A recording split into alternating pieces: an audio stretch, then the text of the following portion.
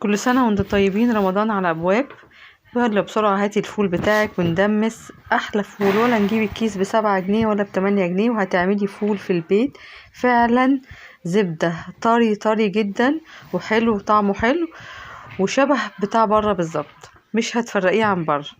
هنجيب الفول ده كيلو، حطيناه في طبق وجبنا ايوه جبنا الشفشة اهو مليان ميه بتغلي زي ما انت شايفه كده بالظبط. هتحط الميه اللي بتغلي وتسيبيه ساعه، هنغطيه ونسيبه ساعه، وبعد ساعه هوريكم هيشرب الميه كلها. شرب الميه زي ما قلت لكم اهو، واستوى نص سوا. هنضغط عليه بايدينا، بصي استوى نص سوا، مش هياخد منك وقت على البوتاجاز كده. انت يعتبر سويتي الفول. فاضل الخطوة البسيطة اللي هتحطي فيها البهارات، حاجة بسيطة جدا، طماطمايه، كركم، بابريكا، وخلاص يا جماعة. ونحط تاني شفشق مية سخنة ونجري بسرعة على البوتاجاز ساعة تانية، ولا 4 ساعات ولا 5 ساعات، ولا هتغيري المية، وهتهدي عليه النار خالص. بعد ساعة تكشفي عليه وتفرجي بقى على الفول، طعمه تحفة تحفة تحفة. حطيت معلقة صلصة بتخلي لون الفول وطعمه جميل جدا.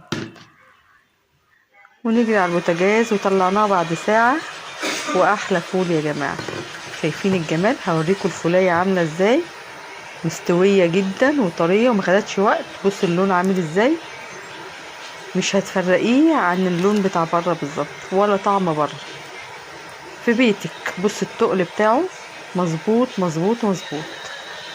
يلا اجري بسرعة اعمليه، ولا تكلفة ولا اي حاجة، ما تحطيش اي حاجة. انا ما حطيتش ولا عدس ولا حطيت رز ولا اي حاجة، زي ما انا عملت كده قدامكم بالظبط. وطلعت الفولة بص عاملة ازاي، مستوية كهرمان يا جماعة. اغرف لكم بقى شوية في الطبق وشوفوا جماله. هتعملي منه كمية حلوة وعينيها وخزاني رمضان، وكل انت وولادك. من كيلو فول هتعملي 12 كيس. وكل سنة وانتم طيبين، ورمضان سعيد عليكم، واحلى اكل التوفير وسحور. كل سنة وانتم طيبين.